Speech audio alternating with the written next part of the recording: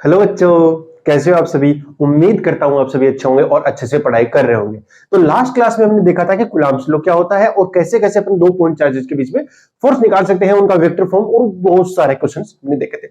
आज की क्लास बहुत ज्यादा इंपॉर्टेंट क्लास है बिकॉज इसमें हम और अच्छे लेवल के क्वेश्चंस करने वाले हैं। तो जो बच्चे अच्छे से फिजिक्स सीखना चाहते हैं और कूलम्ब्स लॉ को अच्छे से सीखना चाहते हैं वो इस क्लास को कभी ना मिस करे भाई। ठीक है, तो क्वेश्चन से स्टार्ट करते हैं। पहला क्वेश्चन ये है मेरे पास में।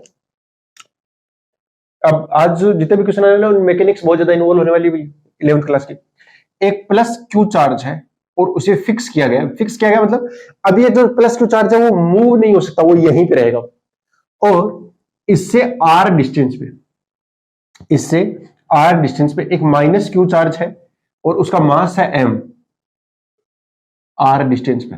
ठीक है ना, माइनस क्यू चार्ज है, उसका मास है एम, और ये इसके अराउंड एक सर्कुलर पाथ में क्या कर रहा है, मूव कर रहा है। इस तरीके से क्या कर रहा है, मूव कर रहा है, सर्कुलर पाथ में मूव कर रहा है। आपको बताना है कि इसका टाइम पीरियड कितना। ओके, बताना है time period of the charge, time period. तो आपको बताना है कि ये टाइम पीरियड का मतलब है एक सर्कल कितने टाइम में कंप्लीट कर देगा। बहुत इजी क्वेश्चन है, कुछ है नहीं ज्यादा। आज जिस बच्चे को सर्कुलर मोशन आती है उसका काम हो जाएगा। हाँ जी, तो ट्राई करना चाहो ट्राई कर सकते हो। ठीक है, अब मैं बता देता हूं, देखो ये यहां पे मान लेते हैं कि इसकी स्पीड कितनी है, v है। अब देखिए भैया, स्पीड v और सर्कुलर पाथ में घूम रहा है, इसका मतलब होगा कि इसके सेंटर की ओर टुवर्ड्स द सेंटर एक फोर्स लगेगा जिसको अपन सेंट्रीपिटल फोर्स कहते हैं। एक फोर्स लगेगा ना, सेंट्रीपिटल फोर्स, और वो सेंट्रीपिटल फोर्स कितना होना चाहिए, वो होना चाहिए M V square by R के इक्वल होना चाहिए। जी हाँ सर, होना तो चाहिए। अब वो प्रोवाइड कौन करेगा सेंट्रीफ्यूगल फोर्स, यहां पर कौन प्रोवाइड करेगा, तुम्हें क्या लगता है। जी हाँ, एक तो हो सकता है कि दोनों के बीच का मास हो तो ग्रेविटेशन फोर्स, लेकिन वो बहुत ज्यादा वीक है, उसको आपको यहाँ पे नेगलेक्ट कर देना। दूसरा इलेक्ट्रोस्टैटिक फोर्स, कौन सा, इलेक्ट्रो, देखो ये प्लस है और ये माइनस, अट्रैक्ट करेगा। तो इसका जो ये फोर्स आएगा इलेक्ट्रोस्टैटिक फोर्स, वो इलेक्ट्रोस्टैटिक फोर्स किसके इक्वल हो जाना चाहिए, किसके इक्वल होना चाहिए, इसके सेंट्रीपिटल के होना चाहिए कि नहीं होना चाहिए। चल, ये इलेक्ट्रोस्टैटिक फोर्स कितना होता है, वो होता है के Q1 Q2। मैं मैग्नीट्यूड की बात कर रहा हूं, डायरेक्शन हमें पता लगा लिया पहले। तो के Q1 Q2 divide by distance कितनी है, R square is equal to M V square by R. देखिए आर आपको गिवन था, जी हाँ गिवन था। एम आपको गिवन था, क्यू कैपिटल क्यू ये सब गिवन था, वी गिवन नहीं था। तो जो गिवन नहीं था वही चीज निकाल लीजिए, एक आर से आर गया, तो V square is equal to कितना आया, K Q Q K Q Q by M R. ये क्या आ गया है भाई, वेलोसिटी का स्क्वायर आ गया। ठीक है, अब वेलोसिटी के स्क्वायर से टाइम पीरियड कैसे निकालें, वो सही है ना। इसके ये वेलोसिटी, इसको स्पीड बोलूंगा बिकॉज यहाँ पे ये चेंज हो रही है हर टाइम पे, क्या हो रही है, इसकी डायरेक्शन चेंज हो रही है, तो इसका मैग्नीट्यूड कांस्टेंट है, तो स्पीड इसकी कांस्टेंट रहेगी। अगर ये कांस्टेंट स्पीड से चल रहा है तो ये डिस्टेंस कितनी होगी, 2 पाई आर। तो डिस्टेंस डिवाइड बाई स्पीड क्या जाएगा, टाइम पीरियड। तो टाइम पीरियड निकालेंगे तो कितना आएगा, 2 पाई आर अपॉन में वी कर दीजिए। तो यहां से वी निकालना, वी आएगा under root K Q Q by M R. यहां पे आप रख दीजिए, आपका आंसर आ जाएगा। तो 2 पाई आर डिवाइड बाई, इसको डिवाइड करना है ना, तो आपका वो अंडर रूट एम आर ऊपर चला जाएगा, M R divide by K capital Q small Q. अब इस आर को अंदर ले जाइए तो ये आर क्यूब बन जाएगा, कितना बन जाएगा, आर क्यूब बन जाएगा। 2 pi under root M R cube divide by K capital Q small Q. ये आपका आंसर आ चुका भैया। ओके, ये है टाइम पीरियड का, कि ये जो चार्ज है उसको एक सर्कल कंप्लीट करने में कितना चार्ज लगेगा। कंसेप्ट की बात ये है बेटा कि इसमें सर्कुलर मोशन लगा है, तो जिस बच्चे को 11th क्लास अच्छे से मैकेनिक्स कर रखी होगी वो 12th में उसको जोर आएगा ही नहीं। मैं सही बता रहा हूं बेटा, 12th में उसको ना के बराबर जोर आएगा, लेकिन जिसके 11th वीक रह गई उसको 12th में ना मतलब जान निकल जाती है एक तरीके से, इतनी मेहनत करनी पड़ती है और फिर भी समझ में नहीं आती चीजें, क्योंकि 11th तो वीक रह गए ना। अब कल को मैं वर्क एनर्जी थ्योरम लगा दूंगा तो तुमको 11th वाला आता ही नहीं है, और लगेगी अभी देखना, जब हम पोटेंशियल एनर्जी वगैरह पढ़ेंगे ना तब लगेगी भैया उसमें। तो वही कह रहा हूँ, इसीलिए कह रहा हूँ आपको चीजों को डिटेल में पढ़ना है, इसलिए 11th क्लास कभी मिस ना करें। दूसरी बात, ये बहुत ही अच्छा क्वेश्चन था। देखो बस आपका फिजिक्स मतलब इस वाले जो 12th का पार्ट का काम था, वो 12th का पार्ट का काम इतना ही था, बस एक फोर्स बताना, बाकी काम किसका था, 11th का। इसलिए 11th क्लास ज्यादा काम में आ रही है। ओके, नो प्रॉब्लम, इसको आप नोट कर लीजिए फटाफट, फिर अगला क्वेश्चन करते हैं।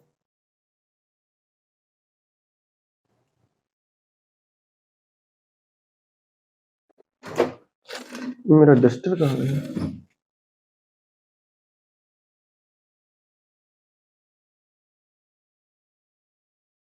चलिए अगला क्वेश्चन करते हैं। देखो भैया, नोट्स होते हैं वो अपनी भाषा में जब बनते हैं ना तो ज्यादा अच्छे बनते हैं। तो मैं क्वेश्चंस की लैंग्वेज नहीं लिखाता हूँ ऐसे टाइम पे। और मैं फिजिक्स के अंदर मेरे बच्चे जितने भी होते हैं उनके नोट्स देखोगे तो आपको मिलेगा नहीं कि बहुत ज्यादा क्वेश्चन की लैंग्वेज लिखी हुई है। मैं जस्ट डायग्राम बना के उन्हें पूरा क्वेश्चन एक्सप्लेन करता हूँ, फिर वो बच्चे वहीं पे सोल्व करते हैं और अच्छे से सीख लेते हैं। फिर उनको बताता हूँ कि तुम ये गलती कर रहे थे, ये गलती नहीं करनी चाहिए थी। तो ये सब ये उनको फायदा मिलता है। ठीक है, अगला जो क्वेश्चन है वो ये है कि 3 चार्जेस हैं, वो सर्कुलर पाथ में घूम रहे हैं। ठीक है भैया, कैसे? एक है -q, इसका मास है m, और ये सिमेट्रिकली प्लेस्ड है। -q, इसका मास है m है, -q, इसका मास भी m है, और इसके सेंटर पे एक 2 कैपिटल Q चार्ज रखा हुआ है। ठीक है भैया, और ये सिमेट्रिकली प्लेस्ड है सब कुछ। ये इधर जा रहा है v वेलोसिटी से टेंजेंशियली, ये जा रहा है v से स्पीड बता सकता हूँ टेंजेंशियली, मतलब ये ऐसे घूम रहे हैं v के अंदर। ठीक है ना, v के अंदर ये घूम रहे हैं। तो आपको बताना है रेडियस है r। ठीक है, मतलब ये सर्कुलरली ऐसे घूम रहे हैं, रोटेट कर रहे हैं कांस्टेंट स्पीड से। स्पीड आपको गिवन नहीं है, ये v वैल्यू आपको गिवन नहीं है, आपको गिवन है 2q, r, q और m, इसी में माइनस है। हाँ, तो ये आपको गिवन है, आपको फाइंड करना है टाइम पीरियड कि इस वाले चार्ज को एक राउंड कंप्लीट करने में कितना टाइम लगेगा। सब कुछ सिमेट्रिकली प्लेस्ड है। आप ट्राई करना चाहो कर सकते हो, उसके बाद मैं इसका सॉल्यूशन बताता हूं। हो गया? तो देखो जरा ध्यान से, ये -q चार्ज है। ठीक है भैया, ये भी माइनस है और ये माइनस है। पहले इन दोनों की बात कर लेते हैं। सिमेट्रिकली प्लेस्ड है तो तीनों जो होंगे वो किस पे होंगे बेटा? एक इक्विलेटरल ट्रायंगल पे होंगे, वर्टेक्स पे होंगे। ठीक है ना, इक्विलेटरल ट्रायंगल के।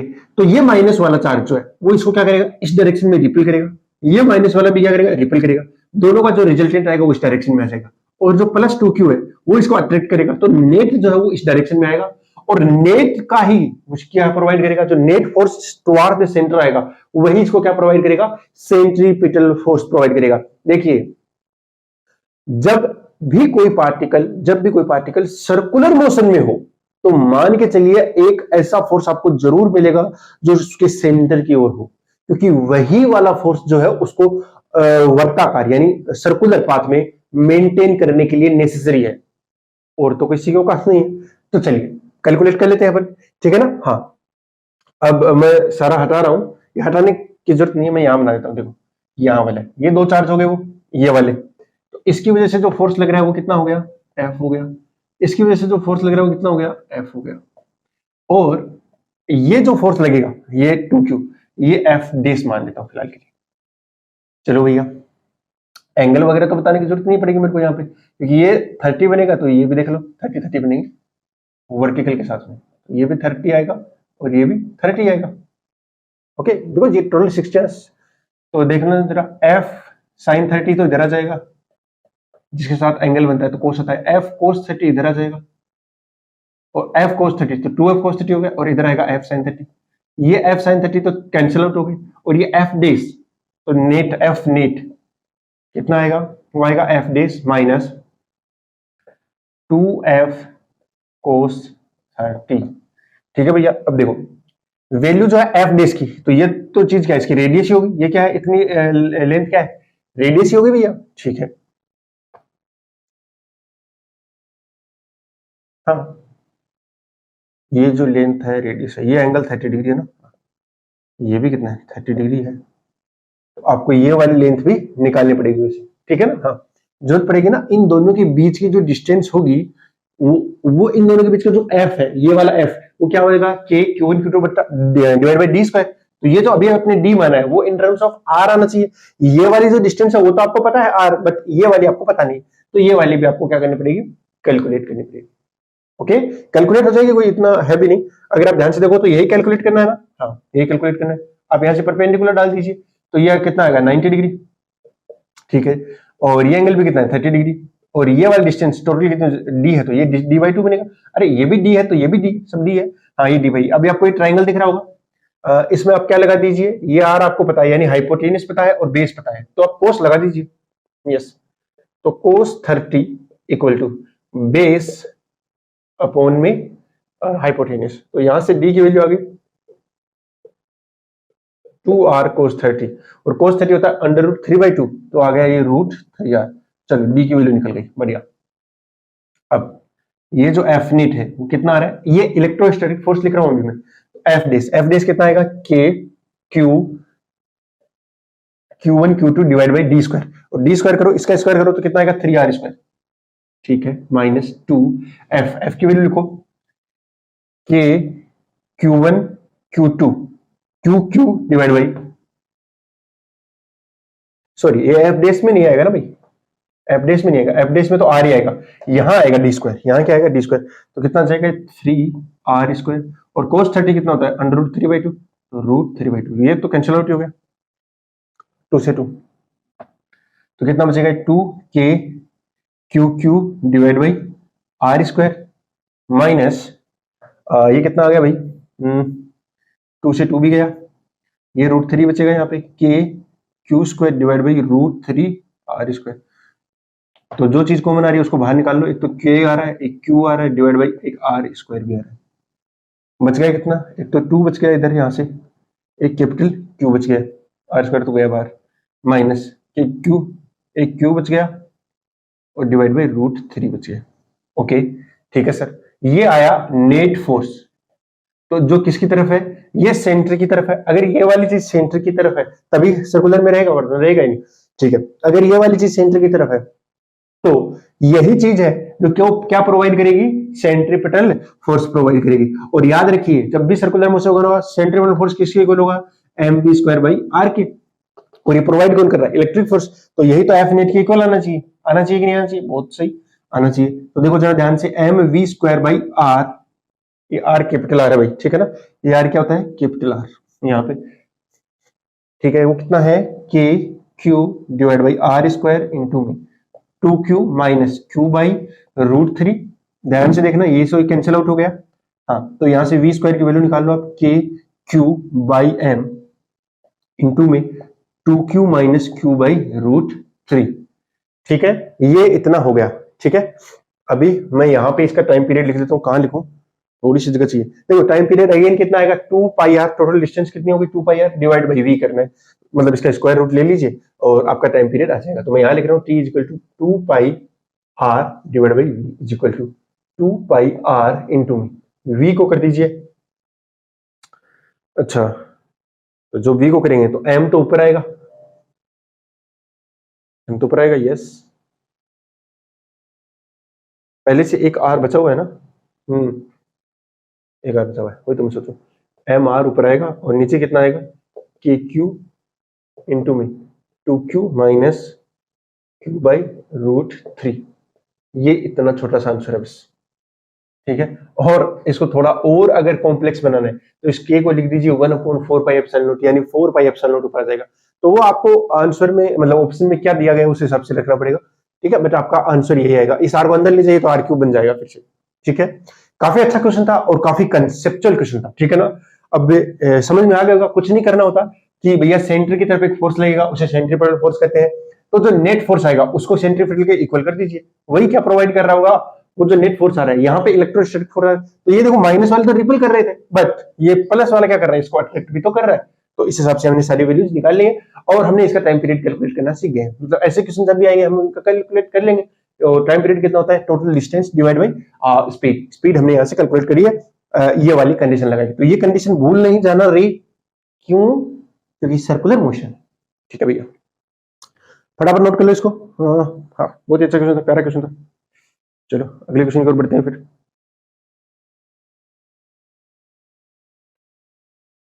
मैं लिख के लाया हूँ, बहुत सारे क्वेश्चन है मेरे पास, देखो मोबाइल में लिखा है मेरे पास खुद के हैंडराइटिंग से, क्या बहुत सारे बहुत सारे, हाँ बहुत सारे, काफी। आपके सारे कंसेप्ट क्लियर हो जाएंगे, सारे, कोई भी आपका बचेगा नहीं।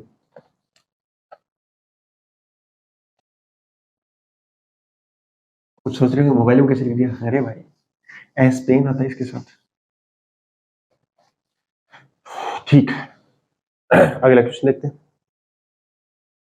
देखो ये अपनी जो है वो एक्स एक्सिस है या कोई भी एक्सिस है बट यहां पे एक प्लस क्यू चार्ज प्लेस्ड है जो कि इससे डी डिस्टेंस पे प्लेस्ड है, ठीक है ना, और इससे डी डिस्टेंस नीचे एक और प्लस क्यू चार्ज प्लेस्ड है,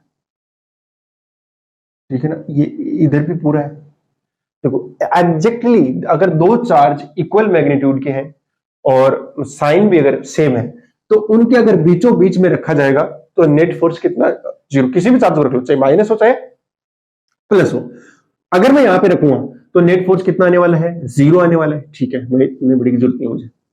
लेकिन मैं इसको अगर इसे दूर लेके जाऊं तो फोर्स आएगा भाई, क्योंकि ये इसको इधर करेगा रिपल और ये इसको इधर रिपल करेगा और फिर नेट फोर्स इधर आएगा।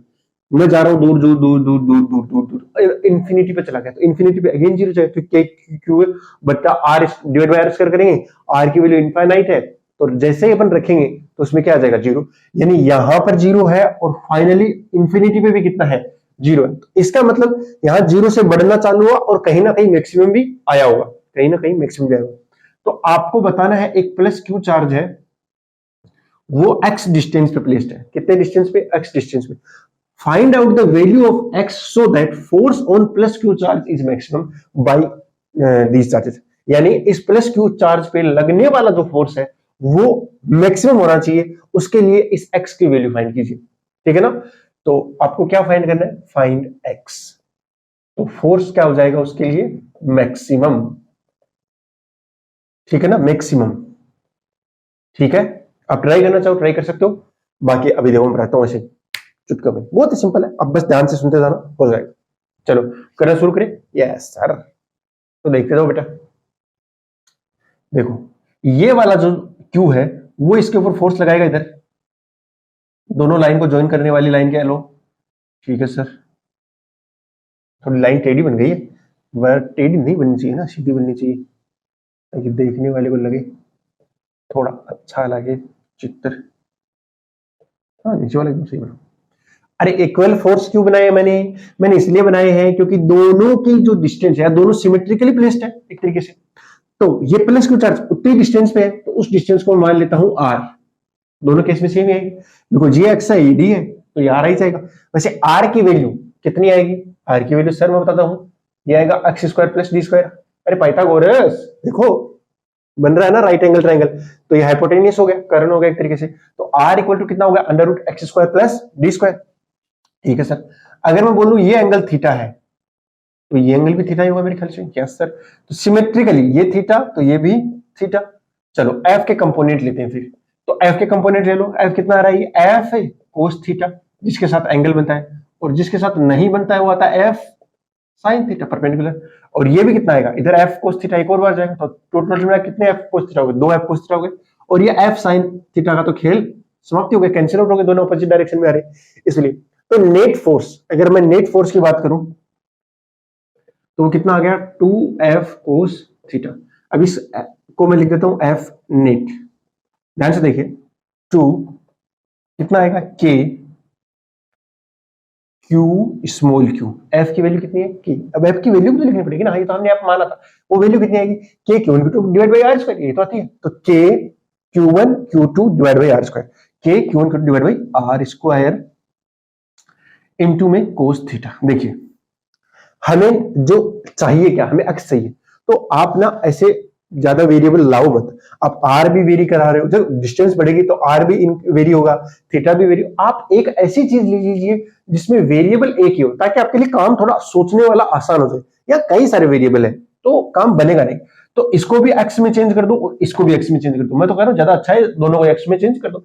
आप चाहो तो इस आर को भी थीटा में कन्वर्ट कर सकते हो, चाहो तो आर को भी थीटा में कन्वर्ट कर सकते हो, दो तरीके हैं यहाँ पे, मैं दोनों सिखा सकता हूं, ठीक है ना, लेकिन करना एक काम ये कि दोनों का जो वेरिएबल है ना वो सेम हो जाना चाहिए। अब यहाँ आर भी वेरिएबल है, दोनों थीटा वेरिएबल आया नहीं ना दोनों जगह, यहाँ आर में आ गया ये थीटा ना, या तो दोनों का जो वेरिएबल है वो एक्स हो जाना चाहिए क्योंकि एक्स वेरी कर रहा है, या थीटा ले लो या सिर्फ आर ले लो, एक ही चीज होनी चाहिए, तीनों चीज नहीं होनी चाहिए। सब चीज आएगी तो गड़बड़ी हो जाएगी, क्योंकि तीनों एक दूसरे से रिलेटेड तो है, ठीक है। तो आप चाहो उसमें करा सकते हो डिवाइड बाई आर। तो जरा ध्यान से देखो, ये जो आर है उसकी वैल्यू कितनी है, under root X square plus D square into में कोस थीटा। तो ये वाला जो ट्राइंगल दिख रहा है उसमें कोस थीटा लिख सकते हो, यस, बेस अपॉन में आर। देखो ये रहा बेस अपॉन में हाइपोटेन्यूस, यानी एक्स बाई आर आएगा। अच्छा, एक तरीके से देखो तो एक्स बाई आर यही लिखा गया, तो ये आर क्यूब हो गया। क्या हो गया, आर क्यूब हो गया ना, यस। और ये आर था, ये स्क्वायर रूट, ये स्क्वायर रूट नहीं आएगा, ये सिंपली आएगा क्योंकि आर स्क्वायर। मैं लिख नहीं रहा हूं, एक बार सिंपली आर क्यूब कर देता हूं ना यार। हाँ, इस कोस थीटा की जगह कितना है बेटा, एक्स बाई आर आया। अगर ये एक्स बाई आर है तो एक्स को यहां पड़ा रहने दो और आर क्यूब, टोटल कितना हो गया, आर क्यूब। आर की वैल्यू कितनी है, आर की वैल्यू है x square plus D square, power है 1/2, पावर 3 और कर दो तो 3/2 जाएगी। तो कितना हो गया, X square plus D square power 3/2, और ये साथ में क्या आ गया है, एक्स आ गया। अब देखिए, अब पूरा का जो पूरा फोर्स है वो सिर्फ एक वेरिएबल पे डिपेंड करता है, वो है एक्स सॉरी। तो एफ नेट मैं अच्छे से लिख देता हूं, टू कांस्टेंट, के constant, Q constant, small Q constant, साथ में x divide by x square plus D square power 3/2। ये है जो फोर्स एक्स पे डिपेंड करता है। देख लो जी, एक्स को 0 रखो, 0 जाएगा, एक्स को इन्फिनिटी रखो तो लिमिट लेनी पड़ेगी आपको वैसे, ठीक है ना, वो अगेन कितना आएगा, 0 ही आएगा। चलो, तो मैक्सिमम करना है, तो किसी भी के लिए मैक्सिमम के लिए अपन क्या करते हैं, मैक्सिमा के लिए क्या करते हैं, मैक्सिमम और मिनिमा के लिए डिफरेंशिएशन करते हैं। क्या करते हैं, डिफरेंशिएशन। और ये एक्स के साथ वेरी कर रहा है तो इसका क्या कर दो, एक्स के साथ डिफरेंशिएशन कर दीजिए। तो ये चीजें तो कांस्टेंट है, ये तो पार्टिसिपेट नहीं करेंगे, तो 2k क्यू क्यू। अब आगे का डिफरेंशिएशन, तो सबसे पहले नीचे वाले का स्क्वायर करते हैं। सबसे पहले नीचे वाले का स्क्वायर कर दीजिए, तो x square plus D square, square करो तो पावर 3 रहेगी। फिर नीचे वाला जो है वो आएगा ऐसा का ऐसा, ऊपर वाले का डिफरेंशिएशन हो गया 1, फिर माइनस ऊपर वाला ऐसा का ऐसा, फिर नीचे वाले का डिफरेंशिएशन कर दीजिए। तो नीचे वाले का डिफरेंशिएशन करते हैं तो आएगा कितना, पावर पहले यानी 3/2 पहले, और पावर में से एक कम कर दीजिए तो कितना हो जाएगा, x square plus D square, power हो गया 1/2। फिर साथ में अंदर वाले का भी होगा, तो अंदर वाले का डिफरेंशिएशन हो गया 2x, डी का तो 0 हो गया। अब 2x में ध्यान से देखते जाओ, 2 से 2 कैंसिल आउट हो गया, ये एक्स स्क्वायर आ गया। और इन सबको डिफरेंशिएशन को किसके इक्वेट करना है, 0 के इक्वेट करना है। किसके इक्वेट कर देना है भैया, इसको इक्वल करना है 0। तो ये कांस्टेंट है वो 0 में समाहित हो गया। यहां ध्यान से देखिए, इस वाली चीज को आप 0 के अंदर क्या कर सकते हो, मिला सकते हो, क्योंकि हमें ध्यान से देखना कि ये 0 कब हो सकता है, ठीक है ना। तो ये देखो x square plus D square आ रहा है, ये स्क्वायर ऐड हो रहा है, अरे स्क्वायर के अंदर कुछ ना कुछ ऐड हो रहा है ना, तो ये तो कभी 0 हो ही नहीं सकता। तो इसको भी क्या कर सकते हो आप, 0 के साथ मल्टीप्लाई कर सकते हो, ये भी 0 हो गया। तो लास्ट में बचा क्या, एक तो ये बच गया X square plus D square री पावर 3/2 माइनस एक्स स्क्वायर आ गया, एक्स और एक्स मल्टीप्लाई हो गया, एक्स आ गया, साथ में एक 3 रह गया, X square plus D square power 1/2 equal to 0। इसको उधर लेके जाइए, उधर लेके जाएंगे तो कितना आएगा, X square plus D square power 3/2 is equal to कितना होगा, 3 एक्स स्क्वायर इंटू में X square plus D square power 1/2। अगर ध्यान से देखेंगे तो अगर मैं इसी चीज का क्या कर दूं, डिवाइड कर दूं, तो पावर 1/2 पावर कम हो जाएगी। 3/2 में से 1/2 कम होगा तो कितना बचेगा, 1। 3/2 में से 1/2 कम हो तो कितना बचेगा, 1। तो ये एक्चुअली कितना बच गया, X square plus D square is equal to 3x square. इतना ही बचा जी, हाँ। अब इस एक्स स्क्वायर को इधर ले जाइए तो कितना हो जाएगा, ये तो ये एक कम हो गया, तो 2x square is equal to D square. ध्यान से देखिए, X square is equal to कितना आएगा, डी स्क्वायर बटा 2, स्क्वायर रूट ले लो तो x इक्वल टू आएगा plus minus D by root 2। कितना आएगा, plus minus D by root 2 आया। यानी अगर आप इधर से चलते हो डी बाई रूट 2 डिस्टेंस पे, तब आपको फोर्स मैक्सिमम मिलेगा, और आप इधर जाते हो तब भी मिलेगा मैक्सिमम। नहीं समझाई बात, समझाई ना बात। यानी आप इधर से x डिस्टेंस पे जाओ, अरे सिमेट्रिक हो ना, और इधर से x डिस्टेंस पे जाओ, दोनों जगह फोर्स क्या मिलेगा, मैक्सिमम। क्या 2 ही पॉइंट है ऐसे, अभी मैं सोचने को सिखाता हूं आपको, क्या 2 ही पॉइंट है ऐसे या और भी है। तो उसके लिए अभी देखते हैं आगे वाला पार्ट या आगे वाला क्वेश्चन ऐसे कर सकते हैं, बट इसको आप एक बार छाप दीजिए। देखिए मैंने किया क्या, कुछ भी नहीं किया भाई, इसके वाले पॉइंट के ऊपर इस वाले चार्ज पे नेट फोर्स लिख दिया। अब नेट फोर्स जो है वो कई वेरिएबल में आता, मैंने एक में बना लिया, वो एक्स में बना लिया, ताकि मेरे लिए डिफरेंशिएशन करना आसान हो गया भाई। डिफरेंशिएशन इंटीग्रेशन जो भी मैथमेटिकल ऑपरेशन लगाने होंगे वो मेरे लिए क्या हो जाएंगे, आसान। और जब भी आसान होंगे काम और आसान होगा, इसलिए मैंने एक बनाया सबसे डिफरेंट मैक्सिमम निकालने के लिए, जीरो कर दिया। तो ध्यान रखिए दो फिक्स चार्जेस होंगे, तो उससे d/√2 वाले डिस्टेंस के ऊपर आपका क्या मिलेगा, आपको d/√2 डिस्टेंस पे फोर्स मैक्सिमम मिलेगा। ठीक है, नोट करो।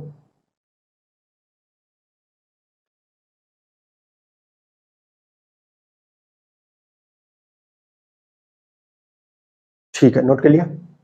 चलो क्लियर, d/√2, तो याद रखेंगे d/√2 डिस्टेंस, कितना डिस्टेंस, d/√2 डिस्टेंस। इसका अगला पार्ट इसी क्वेश्चन का पार्ट है, इसी क्वेश्चन का देखो, ये वाले हैं दोनों चार्जेस प्लस क्यू, और एक है यहां पर प्लस क्यू, डी डिस्टेंस पे, और यहां से d/√2 डिस्टेंस कितनी होगी, इतनी हो जाएगी 1.14 टाइम्स, हाँ मतलब मान लो है ना, यहां से, और यहां वाले पॉइंट पे फोर्स मैक्सिमम है। एक पॉइंट इधर भी है, क्या दो ही पॉइंट है क्या, क्या दो ही पॉइंट है क्या, ये समझ लो ऐसे, ये ऐसे ऐसे ऐसे, हाँ ये ऐसे, ये ऊपर वाला जो है वो प्लस क्यू है, नीचे वाला प्लस क्यू है, और ये इनका बिल्कुल सेंटर वाला पॉइंट है। ठीक है ना, कुछ एक चीज और मिल जाए तो मेरे को मजा आ जाता। ध्यान से देखिए, ये d/√2 डिस्टेंस है, और ये भी क्या है, d/√2 डिस्टेंस है, यानी इस वाली डिस्टेंस से d/√2 पे मिलेगा ना मेरे को। तो मैं पूछ रहा हूं उन पॉइंट्स का लोकस फाइंड करो, find out the locus those points where force is maximum, where force is maximum. आपको लोकस का इक्वेशन भी पूछ सकता है वो, ठीक है ना। देखिए जरा ध्यान से, ये वाली चीज दिख रही है, तो यहां पे फोर्स क्या है, मैक्सिमम, यहां पे फोर्स क्या है, मैक्सिमम, इन वाली डिस्टेंस पे। अरे हो गया ना भाई फोर्स मैक्सिमम, ठीक है सर हो गया। तो मैं बोलूं सर क्या ये वाला डिस्टेंस d/√2 यहां पर भी होगा और d/√2 यहां पर भी होगा, ये देख लीजिए हुआ कि नहीं हुआ, सर यहां पर भी होगा d/√2, अरे होगा सर, तो फिर इसको ऐसे घुमाते जाओ सर, सर जैसे जैसे घुमाते जा रहे हो तो देखो ये वाले जितने भी पॉइंट्स हैं, जितने भी ये वाले सारे पॉइंट हैं, यानी अगर मैं इस वाले दोनों चार्जेस को ऐसे करके दिखाऊं आपको, है ना, ऐसे करके दिखाऊं, तो पहले जैसे मैं इसको ऐसे करूंगा, ऐसे करूंगा, तो वो दोनों पॉइंट ये रही, ये हो रही है जहां पे क्या है फोर्स मैक्सिमम है, और वो देखो क्या बन गया, सारे के सारे पॉइंट कितने डिस्टेंस पे, d/√2 पे। तो एक सर्कल मिलेगा अपने को, क्या मिलेगा, एक सर्कल मिलेगा जहां पर फोर्स क्या रहेगा, मैक्सिमम रहेगा, जहां पर फोर्स क्या रहेगा, मैक्सिमम रहेगा, ये सर्कल। अब उसका प्लेन क्या होगा, अगर ये एक्स वाई प्लेन है, ठीक है ना, अगर मैं बोल दूं ये एक्स एक्सिस है और ये एक्सिस, तो ये पूरा एक्स वाई प्लेन में है, तो वो प्लेन कौन सा होगा, या वो सर्कल जो आया है उसका इक्वेशन क्या होगा। तो पहली बात, उस सर्कल का रेडियस कितना हो गया, radius r equal to d/√2 हो गया, सिंपल सी बात है ना। और वो किस प्लेन में है ये देख लीजिए, वो प्लेन ये वाला प्लेन है भाई, कौन सा वाला प्लेन है, ये वाला प्लेन, समझ रही बात, यही वाला प्लेन होगा ना भाई। तो ये प्लेन कौन सा होगा, ये एक्स एक्सिस हो गया, एक्स जेड एक्सिस में हो, किसमें है, x z axis, x y axis, sorry x z plane में है, एक्स जेड प्लेन में है, एक्स वाई प्लेन में नहीं है। तो इसका इक्वेशन क्या हो जाएगा, इसको सेंटर मानना आपको 0 0, तो क्या हो जाएगा, x माइनस 0 का whole square plus y minus y, इस बार y तो आएगा नहीं, यहां z है, z square is equal to d²/2। ये आपके उस सर्कल का इक्वेशन है जहां पे फोर्स आपको सॉरी मैक्सिमम मिलेगा। ठीक है, चलो नोट कर लो जो इस चीज को भी।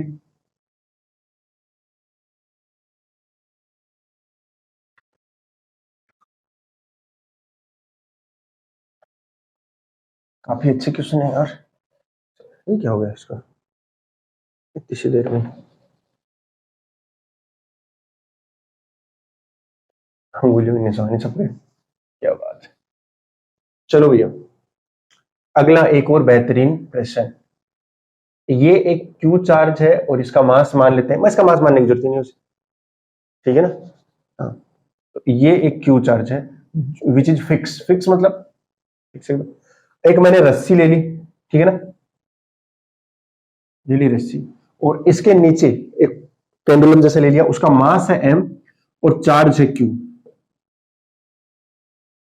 चार्ज कितना है q, मास कितना है m, आपको बताना है इसको मिनिमम कितना वेलोसिटी दिया जाए या मिनिमम कितना स्पीड प्रोवाइड किया जाए सो दैट ये यहां से यहां तक क्या कंप्लीट कर ले, सर्कुलर। मिनिमम कितना वेलोसिटी या स्पीड देना चाहिए जिससे ये इसमें कंप्लीट एक राउंड कंप्लीट कर ले। देखो समस्या ये है कि अगर मैं इसको थोड़ा वेलोसिटी देके छोड़ूं तो ये जाएगा यहां तक वापस आ जाए, अगर यहां तक दूं तो हो सकता है ये यहां पे जाए और फिर प्रोजेक्टाइल कर जाए, नेट फोर्स लगेगी, वो अलग मोशन होगा उसका। लेकिन ऐसा भी तो हो सकता है कैसे कंप्लीट कर जाए, लेकिन जस्ट कंप्लीट कर जाए। क्या कर जाए? जस्ट कंप्लीट, ऐसा नहीं बस जस्ट कंप्लीट, ऐसे इस तरीके से, ठीक है ना। हाँ, तो ये क्या होना चाहिए, हमें जस्ट कंप्लीट करना। देखो √5 GL आता था उस समय जब हम मैकेनिक्स के अंदर कर रहे थे। मैकेनिक्स में क्या करते थे, एक पॉइंट है, मतलब इस पेंडुलम है, m मास का है और उसको कितना स्पीड देना है, v देना है, इसे सर्कल कंप्लीट कर जाए, ये लेंथ इसकी l है। हाँ, यहाँ पर भी लेंथ l गिवन है, तो यहाँ पे जो v आता था वो आता था √5 GL। वैसे ही इसको करना है बस। ये आया कैसे था, ये कैसे आया था, वही इसका आंसर है। ओके, तो चलो कर लेते हैं। तो देखो सबसे लोवेस्ट पॉइंट है और सबसे हाईएस्ट पॉइंट ये रहा। तो सबसे हाईएस्ट पॉइंट पे क्या होगा, एक इधर टेंशन लगेगा T स्ट्रिंग का, एक लगेगा mg इधर, और एक ये F लगेगा। F कौन सा होगा, जो रिपल्सन फोर्स लगेगा वो होगा, और यहां पे कोई स्पीड हो जाएगी इसकी v, और यहां का मैं u मान लेता हूं। चलो इनिशियल वेलोसिटी u मान लेते हैं और ये v मान लेते हैं, ठीक है ना। हाँ, तो ये आपको u निकालना है एक्चुअली, ठीक है ना। हाँ, तो निकालते हैं। देखो तो सबसे हाईएस्ट पॉइंट पर, तो हाईएस्ट पॉइंट पे क्या होगा, हाईएस्ट पॉइंट पे देखना जरा ध्यान से, हमें जितने भी फोर्सेस लगेंगे वो टुवर्ड्स द सेंटर होने चाहिए। मतलब नेट फोर्स क्या होनी चाहिए, टुवर्ड्स सेंटर, ताकि वो उसको क्या प्रोवाइड कर सके, सेंट्रीपिटल फोर्स प्रोवाइड कर सके, ठीक है जी। तो सेंट्रीपिटल फोर्स कितना हो जाएगा, mv²/r। अब यहाँ पे प्रोवाइड कौन करेगा, यहाँ पे Fc। सेंटर की तरफ देखो कौन सा है, T लग रहा है, सेंटर की तरफ कौन लग रहा है, T लग रहा है, एक mg लग रहा है, साथ में -F = mv²/r। देखो u मिनिमम करना है तो v भी मिनिमम हो चाहिए, ठीक है जी। और इन मिनिमम करने के लिए हमें टेंशन को क्या करना पड़ेगा, 0। तो मेन खास बात इसमें क्या होती है, टेंशन 0। f की वैल्यू रख दीजिए, फिलहाल मैं f मान के चलता हूं, f की वैल्यू मुझे जहां जरूरत पड़ेगी मैं रख दूंगा। तो यहाँ आया mv²/r, ये इसको इक्वेशन अपनी बना गई, ठीक है जी। अब देखिए ये तो पहली इक्वेशन होती है, दूसरी लगा दीजिए MEC, मैकेनिकल एनर्जी कंजर्वेशन।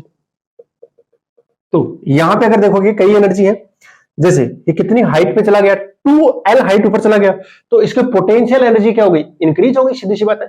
दूसरा, इसके इलेक्ट्रोस्टैटिक पोटेंशियल एनर्जी की अगर मैं बात करूं, क्योंकि अभी तक हमने बात नहीं करी है, तो वो हमेशा कांस्टेंट रहने वाली है एक तरीके से। क्यों? क्योंकि इलेक्ट्रिक फोर्स जो है उसके द्वारा किया गया वर्क डन वो 0 है भाई। तुम देखोगे इलेक्ट्रिक फोर्स जो है इसी की लाइन में लगेगा, और लाइन में लगेगा तो सेंटर से पास करेगा, तो work done by centre, tension का work done 0, work done by electric force उसका भी 0 हो गया। हाँ, mg का वर्क डन आएगा, वो तो आएगा, ठीक है। हाँ, तो लगा दीजिए। तो इनिशियली कितना एनर्जी इसके पास में, सिर्फ और सिर्फ काइनेटिक है, इसी को मैं रेफरेंस पॉइंट मान लेता हूँ। क्या मान लेता हूँ, रेफरेंस पॉइंट। तो यहाँ पे पोटेंशियल एनर्जी क्या माननी है, 0, तो वो तो हो गई 0, प्लस में काइनेटिक एनर्जी कितनी है इसकी, ½ mU² फाइनल वाला जो पॉइंट है उस पॉइंट के ऊपर देखना जरा कितनी हो जाएगी, mg इंटू में 2L आएगा, mg इंटू में 2L प्लस में हाफ, प्लस में काइनेटिक एनर्जी भी रहेगी। देखिए यहाँ पे आप 0 नहीं कर सकते, अगर 0 कर दिया तो या तो ये नीचे गिरेगा या ऊपर भाग जाएगा, वो F के ऊपर डिपेंड करेगा। लेकिन 0 नहीं कर सकते अपन, V को 0 कर ही नहीं सकते, तो यहाँ पे V 0 नहीं हो सकता भैया, ½ mv²। हमें U की वैल्यू निकालनी है वैसे, तो यहां से v² की वैल्यू नहीं निकल जाएगी, बिल्कुल निकल जाएगी। निकालो v² की वैल्यू, तो आएगी mg माइनस f इंटू में r डिवाइड बाई m, ठीक है ना। और अब इसको थोड़ा सा मैं ठीक तरीके से लिख रहा हूं, देखना जरा ध्यान से। इस 2 से मल्टीप्लाई कर दो, वैसे m से m गया, सारे के सारे m से m गए, बहुत बढ़िया। और 2 से मल्टीप्लाई कर दो तो ये 2 कैंसिल हो जाएगा, यहाँ 2 आ जाएगा, 4 आ जाएगा। तो u² कितना आएगा, 4gl प्लस में, तो कैंसिल आउट होगा। v² की वैल्यू पुट कर दो, वो आएगा mg माइनस f इंटू में r क्यों कर दिया तुमने, r करने की जरूरत नहीं है ना, r की वैल्यू क्या है बेटा, l ही है। r की वैल्यू क्या है, l, यहाँ पे आपको l गिवन है वैसे, mv²/r वो अपने को फॉर्मूला ऐसे याद रह जाता है, बट यहाँ पे जो वैल्यू होगी वो क्या होगी बेटा, l होगी डिवाइड बाई m। ओके जी, बहुत बढ़िया। तो यहां से जो u मिनिमम आया कितना आया, अंडर रूट में आ जाएगा सारा कुछ, 4gl प्लस में mg माइनस एफ, हाँ एफ की वैल्यू अब रख देते हैं, फाइनली अब जब रखने की बारी आई है, और एफ की वैल्यू कितनी जाएगी, वो जाएगी के क्यू क्यू क्यू कितना था, small q, divide by l square, k Q Q by l square into में एल डिवाइड बाई एम, और इन सब का किस में आएगा, स्क्वायर रूट में आएगा। ये आपका आंसर है, ठीक है। हाँ आंसर थोड़ा और कॉम्प्लेक्स बन सकता है, ये देखिए को क्या रख दिया 1/4 रख दिया। इस तरीके से क्या है, ये क्वेश्चन बहुत ही अच्छा क्वेश्चन है और बहुत ही प्यारा क्वेश्चन है। लगाना क्या था, वही लगाना कि √5gl कैसे आया था वैसे ही आएगा। ओके चलिए, ये भी समझ में आ गया होगा आपको, और फटाफट इसको नोट कर लो, फिर अगला क्वेश्चन करते हैं।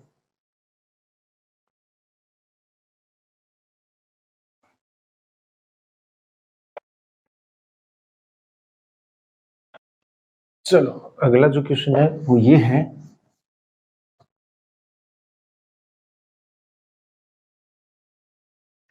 कि दो चार्जेस है, ऐसे प्लस का क्यू है और यहाँ पे भी एक प्लस का क्यू है, और यहाँ पे ये वाली जो डिस्टेंस है वो डी है, ये भी डी है, और ये जो डिस्टेंस है या यहाँ इसके बिल्कुल एग्जैक्ट सेंटर पे क्यू चार्ज है, और इसका मास भी है, कितना है एम, क्यू चार्ज है, प्लस का ही क्यू है, स्मॉल क्यू है छोटा सा, और इसको डिस्प्लेस किया गया है एक्स से, कितने से डिस्प्लेस किया गया, एक्स से डिस्प्लेस किया गया। आपको ये बताना है कि जो ये क्यू का मोशन है हॉरिजॉन्टली इसको प्लेस किया गया, यानी इन दोनों प्लस और प्लस की लाइन के अलोंग इसको डिस्प्लेस किया गया, उसको फिर जगह छोड़ दिया गया, तो छोड़ने के बाद में इसकी मोशन कैसी होगी, ऑप्शन ऐसे हो सकते हैं, सिंपल हार्मोनिक होगी, ओसिलेटरी होगी, या हम कुछ कह नहीं सकते, इस तरीके के ऑप्शन है, तो हमें देखना पड़ेगा भैया कि कैसी होने वाली, ठीक है ना। और अगर आपकी सिंपल हार्मोनिक होती है तो आपको उसका टाइम पीरियड भी फाइंड करना है, ठीक है ना। देखिए अगर सिंपल हार्मोनिक हुई तो आपका एक रिलेशन ऐसा आएगा कि ए उसमें प्रोपोर्शनल माइनस एक्स होगा, उसको बोलते हैं एक तरीके से रीस्टोरिंग फोर्स लगना चाहिए, ठीक है ना, टुवर्ड्स द इक्विलिब्रियम पोजीशन। अगर इक्विलिब्रियम पोजीशन की तरफ एक अगर ऐसा फोर्स लगता है तो उसे क्या करते हैं, रिस्टोरिंग फोर्स, ठीक है ना, उससे ऑसिलेटरी मोशन तो हो जाएगी, इससे क्या हो जाएगी, सिंपल हार्मोनिक। लेकिन अगर ये ऐसा प्रोपोर्शनल नहीं आ रहा है तो वो सिंपल हार्मोनिक नहीं हो सकता है वो ऑसिलेटरी हो, ठीक है ना, ऑसिलेटरी हो सकता है। और ये जो आता है वो a equal to omega square minus omega square x आता है, और टाइम पीरियड का फॉर्मूला बनता है t इक्वल टू 2π/ओमेगा। ये तो रही कंसेप्ट की बात जो अपन एसएचएम से पढ़ के आते हैं, ठीक है ना, ये तो कहां से पढ़ के आते हैं, एसएचएम से, जब अगर ये एसएचएम करेगा तो। लेकिन पहली बात तो ये कि करेगा कि नहीं करेगा ये चेक करना है, ठीक है ना। हाँ तो ये चार्ज यहाँ पे आ गया, अगर ये चार्ज यहाँ पे आ गया तो ये वाली डिस्टेंस कितनी होगी, d माइनस एक्स, और ये वाली डिस्टेंस कितनी होगी, d प्लस एक्स होगी, यस, ठीक है ना, ये वाली डिस्टेंस इससे, तो इस पे नेट फोर्स निकाल दीजिए। नेट फोर्स किस तरफ आएंगे, इसी तरफ आएंगे, क्यों आएंगे बताता हूं।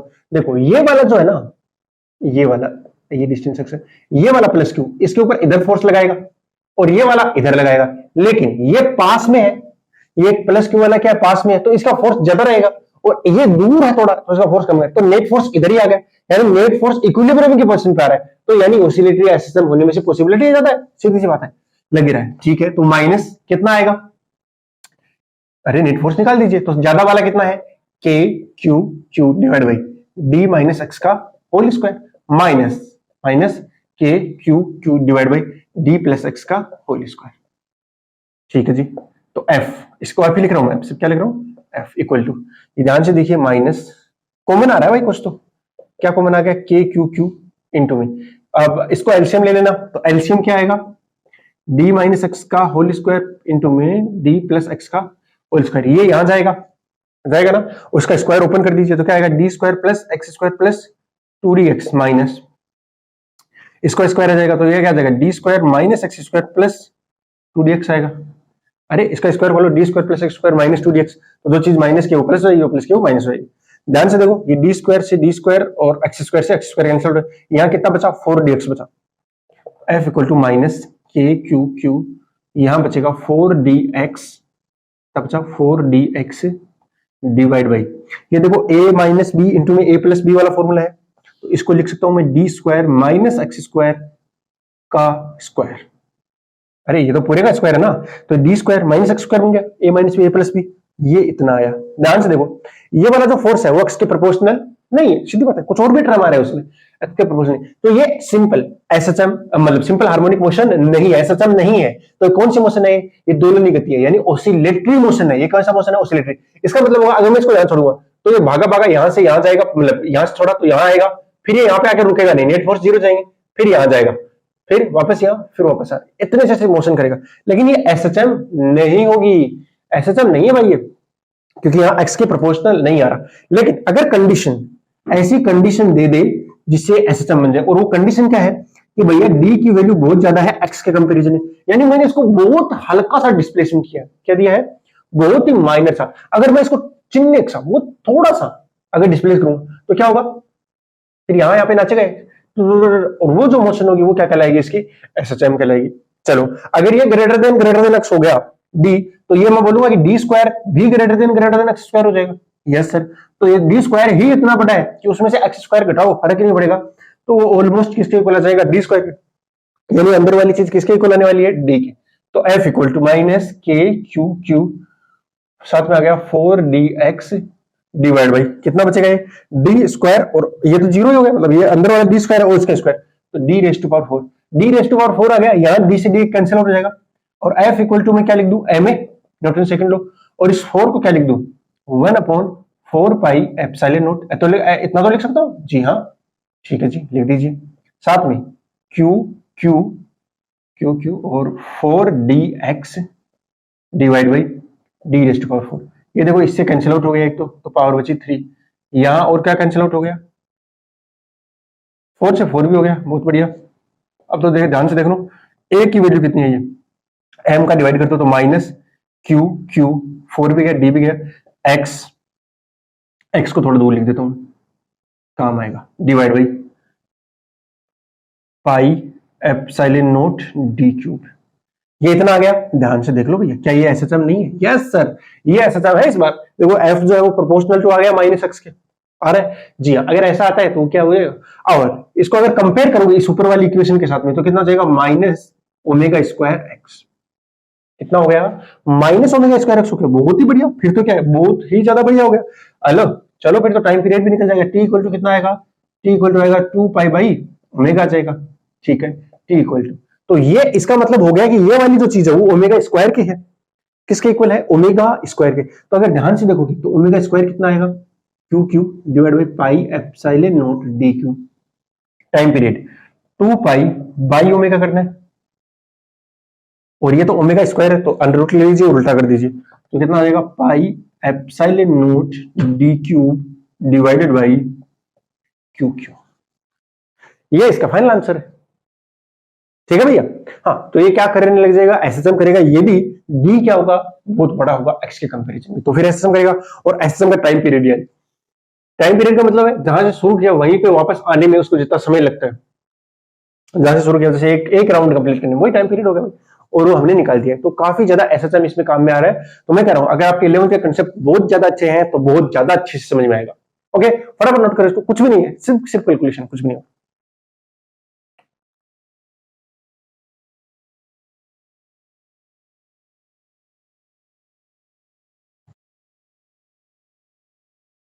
चलो, अगला जो क्वेश्चन है वो मैं करवाऊंगा नहीं, वो आपके लिए होमवर्क है। जो अच्छा बच्चा रहेगा वो इसको ट्राई जरूर करेगा, और उसका आंसर आप कमेंट कर सकते हो, ठीक है ना? जब भी मेरे को टाइम मिलेगा मैं उसको देख दूंगा और बता भी दूंगा कि आपका आंसर सही है कि नहीं, ठीक है? जस्ट आंसर लिख देना कि आंसर इतना है। अगर पूरा लिखना चाहो तो पूरा भी लिख सकते हो। क्वेश्चन ही है बेटा, सिंपल ही क्वेश्चन है एकदम से। यहां पे एक प्लस क्यू चार्ज प्लेस्ड है, प्लस क्यू चार्ज प्लेस्ड है, और इसके सेंटर पे एक माइनस क्यू चार्ज प्लेस्ड है, ठीक है। इसको स्मॉल डिस्प्लेसमेंट दिया मैंने, कितना? एक्स। ये वाली जो डिस्टेंस है वो है डी, ये वाली डिस्टेंस जो है वो डी, ठीक है। इसको इधर डिस्प्लेसमेंट दिया, ये माइनस है तो माइनस की वजह से दोनों अट्रैक्ट करेंगे तो नेट फोर्स इधर आएगा, ठीक है ना? और ये एक्स जो है वो वेरी वेरी स्मॉल है एज कंपेयर टू डी, तो ये एसएसएम भी करेगा। आपको बताना है ये जो एसएसएम करेगा ये पार्टिकल यहां से यहां तक, फिर वापस आएगा यहां से यहां तक, अरे आएगा ना इधर से इधर, ये यहां से यहां, फिर वापस, फिर यहाँ, तो ये क्या करेगा? एसएसएम करेगा। ऐसे एसएसएम करेगा तो उस एसएसएम का टाइम पीरियड फाइंड करना है। Find period, find out time period. ठीक है भैया, देखो अगर आपका ऑसिलेटरी मोशन रहा और फिर टाइम पीरियड पूछा जाए, ठीक है ना, तो लास्ट वाली इक्वेशन में जो ए आया है ना, उसकी जगह आपको क्या लिखना पड़ेगा फिर, डीवी बाई डीएक्स। वो आपका वी का रिलेशन दे देगा, ठीक है ना। तो वी और ये एक्स में रिलेशन डीवी बाई डी होता है ना, हाँ, वी और टी में आ जाएगा, फिर वी को लिख देना आप dx बाई dt, और फिर आप इसको सोल्व कर लोगे तो फिर आपका पूरा कंप्लीट आंसर आ जाएगा, ठीक है ना। हाँ, ये इसका तरीका हो सकता है कि आप सोचो कि जब ओसिलेटरी मोशन था, जैसे ऐसे आया था ना, a इक्वल टू कितना आया था मुझे याद तो नहीं है, माइनस के क्यू करके आया था, इंटू में 4dx इधर आया था, divide by d square minus x square का स्क्वायर आया था, ठीक है ना। तो इस a को सबसे पहले लिख देना dv बाई dt, फिर थोड़ा इंटीग्रेशन करना, v वगैरह निकाल देना टाइम के साथ में, फिर जो v का रिलेशन आएगा किसके साथ, x के साथ आ जाएगा, और इस v को क्या लिख देना, dx बाई dt, ठीक है ना। फिर x का जाएगा, तो x आपको पता है यहां से यहां तक जाएगा, तो उसी तरीके से आपका टाइम पीरियड भी निकल जाएगा, वो इन टर्म्स ऑफ x आएगा वैसे, बट क्या कर सकते हैं, करने का तरीका यही हो। ओके, हाँ, तो आप सिंपल काइनेमेटिक्स लगा के भी अपना क्वेश्चन कर सकते हो, है ना। हाँ, अगर एसएसएम है तब तो हो ही रहा है, उससे भी हो रहा है ना, तब तो आपको पता ही है, जब हम एसएसएम करते हैं तो उसमें डेरिवेशन भी करते हैं इस चीज का कि क्या इतना ही आना चाहिए, बिल्कुल वो उतना ही आता है फिर। चलो भैया, अगला क्वेश्चन, थोड़ा सिंपल क्वेश्चन, थोड़ा सा सिंपल, बाकी और कुछ नहीं। देखो, ये एक तरीके से मान लो कि छत है या सेलिंग कह सकता हूं, और उससे दो पॉइंट चार्जेस ऐसे हैंग कर रहे हैं, इक्वल है एकदम, एकदम इक्वल है, और ये थीटा एंगल बना रहे हैं, कितना एंगल बना रहे हैं, थीटा। इसका मास है m, चार्ज है q, इसका भी मास है m, चार्ज है q। आपको बताना है at the equilibrium, eight equilibrium position find out theta, ठीक है ना, फाइंड आउट थीटा। तो थीटा कितना होगा इक्विलिब्रियम वाली पोजीशन पर, जरा निकाल दीजिए फटाफट।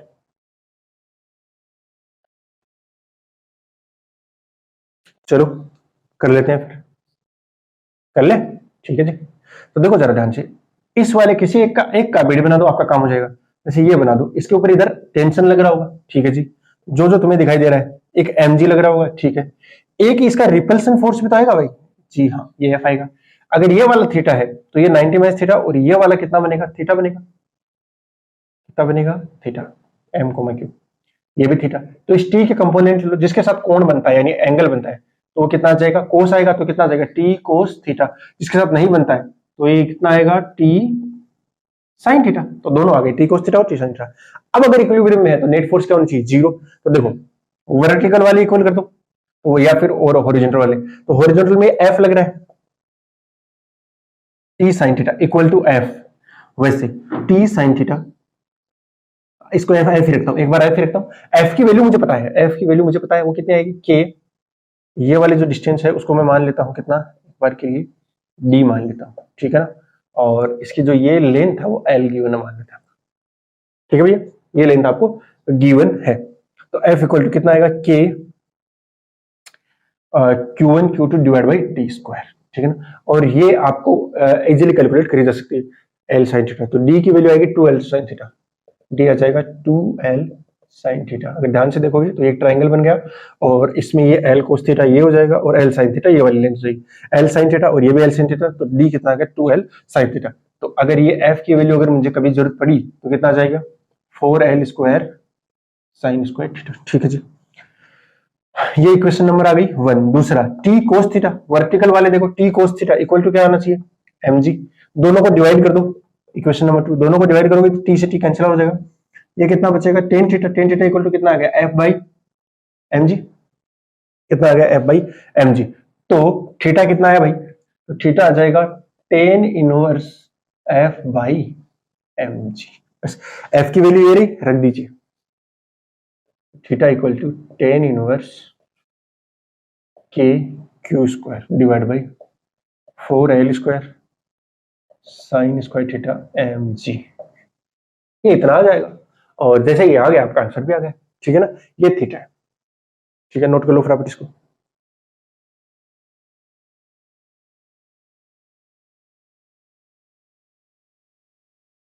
चलो अगला जो क्वेश्चन, अगला क्वेश्चन यही क्वेश्चन है वैसे, मैं बता देता हूँ, सिंपल क्वेश्चन है।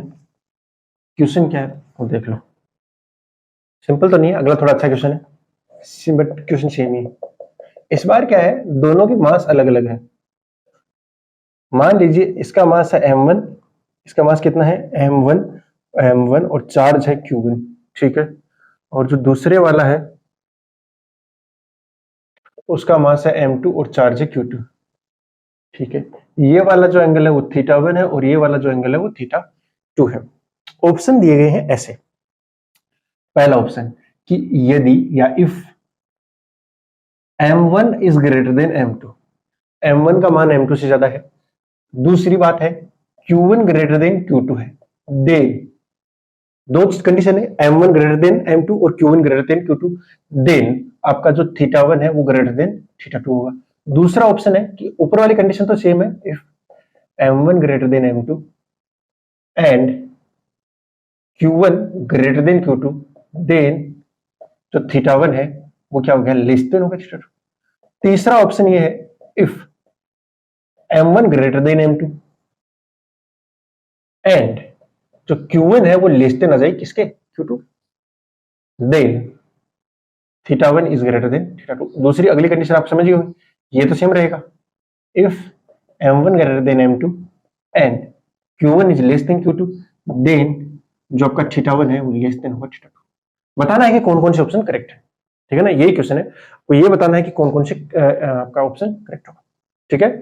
तो क्वेश्चन कर लेते हैं, बिल्कुल ही सिंपल क्वेश्चन होगा। तो अगर आप ध्यान से देखो तो पिछले वाले केस में जो टेन थीटा आया था, मैं सीधा बता रहा हूँ, आप ट्राई कर सकते हो, ठीक है ना, सीधा टेन थीटा कितना आया था भाई, एफ बाई एम जी आया था ना, वो अभी भी उतना ही आएगा। यहाँ टेन थीटा वन करूंगा तो यहाँ कितना हो जाएगा, f one divide by m one g हो जाएगा।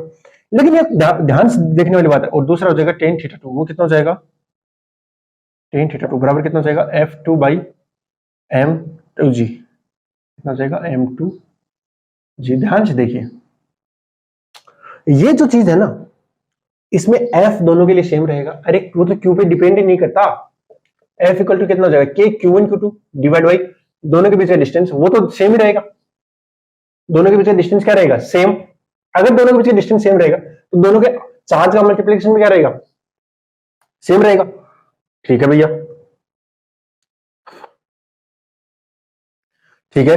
तो जो थीटा आएगा वो कितना आएगा, वो हो गया प्रोपोर्शनल हो गया एक तरीके से, टेन थीटा क्या हो गया, प्रोपोर्शनल हो गया, एफ तो कांस्टेंट हो गया तो वन बाई एम, यानी थीटा प्रोपोर्शनल है वन बाई एम की। यानी ऐसा कह सकता हूं, जिसका चार्ज, जिसका मास कम होगा, जिसका मास कम होगा उसके लिए थीटा क्या हो जाएगा, ज्यादा। तो देखो m1 अगर ज्यादा है तो θ1 ज्यादा नहीं हो सकता। देखो भैया m1 बड़ा है तो θ1, ये सही है। फिर m1 ग्रेटर देन m2 बोला ना, ठीक है, तो इसका मतलब θ1 क्या हो जाएगा, कम। जिसका मास ज्यादा उसके लिए थीटा कम, ये बोल रहा है। इस पे इन वाली कंडीशन पे डिपेंड नहीं करेगा। अगेन ये वाली ऑप्शन देखना, m1 बड़ा है तो ये वाला भी करेक्ट हो जाएगा, क्योंकि इसके लिए θ1 क्या है, हाँ, ये दोनों ऑप्शन नहीं, तो सेकंड और फोर्थ दोनों ऑप्शन करेक्ट हो जाएंगे इस केस में। और ये बहुत ही प्यारा क्वेश्चन है तरीके से कहूं, ठीक है ना, हाँ, कुछ नहीं था, बस समझना था कि जो एफ आ रहा है वो दोनों के लिए सेम रहेगा, जी तो दोनों के लिए सेम है वैसे भी। और जो डिपेंड करेगा वो किस पे करेगा, मास पे, सिर्फ और सिर्फ जो एंगल है वो किस पे डिपेंड करता है, मास पे। अगर मैं बोलूं इस पूरे सिस्टम को ग्रेविटी फ्री या स्पेस में लेके जाएं, ग्रेविटी फ्री स्पेस में लेके जाएं, तो क्या होगा, ये दोनों जो पार्टिकल है उनके बीच का एंगल कितना हो जाएगा, उस समय मैक्सिमम हो जाएगा, और दोनों ऐसे हो जाएंगे, ऐसे। कितना हो जाएगा, दोनों के बीच का एंगल 180 डिग्री हो जाएगा। कितना हो जाएगा, 180 डिग्री। नोट डाल के लिखना चाहो लिख लो कि अगर जी का वैल्यू अचानक से जीरो भी हो जाए, अचानक से अगर आप स्पेस में लेंगे तो दोनों क्या होंगे, सीधा ऐसे हो जाएंगे। ओके, नोट कर लो फटाफट इसको।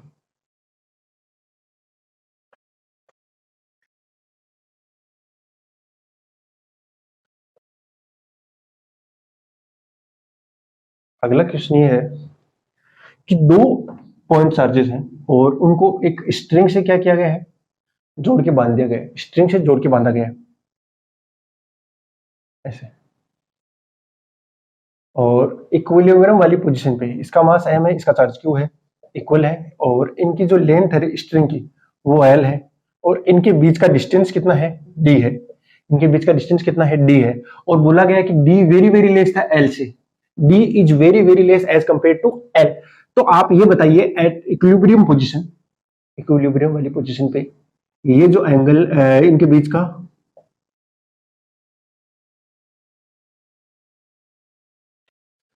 इक्विलिब्रियम पोजीशन पे डी फाइंड कीजिए। हाँ ठीक है, इक्विलिब्रियम वाली पोजीशन पे क्या फाइंड करना है, डी फाइंड करना है। ओके कर दीजिए। तो देखिए अभी अभी हमने निकाला है कि टेन थीटा, आपको फाइंड क्या करना है इसमें, डी फाइंड करना है, फाइंड आउट डी। देखो करने का तरीका, अभी हमने डी फाइंड किया, वो कितना आता है, एफ बाई एम जी आता है। लेकिन अगर थीटा स्मॉल हुआ तो टेन थीटा किसके इक्वल होता है, थीटा के। तो दोनों ही tan theta is equal to किसके आता है, साइन थीटा के, ऑलमोस्ट इक्वल टू आता है साइन थीटा के, और वो दोनों किसके इक्वल आते हैं, थीटा के। कब आते हैं, जब आपका थीटा क्या होना चाहिए, स्मॉल। अब वो थीटा स्मॉल होगा भी, क्यों, क्योंकि डी की वैल्यू वेरी वेरी स्मॉल है। देखो डी बहुत कम हो गया एज कंपेयर टू एल, तो ये थीटा भी क्या हो गया, बहुत ज्यादा स्मॉल हो गया। बहुत बढ़िया। तो क्या मैं ऐसा लिख सकता हूं कि ये साइन थीटा के इक्वल आएगा, क्या मैं ऐसा लिख सकता हूं ये साइन थीटा के इक्वल आएगा, बिल्कुल आएगा।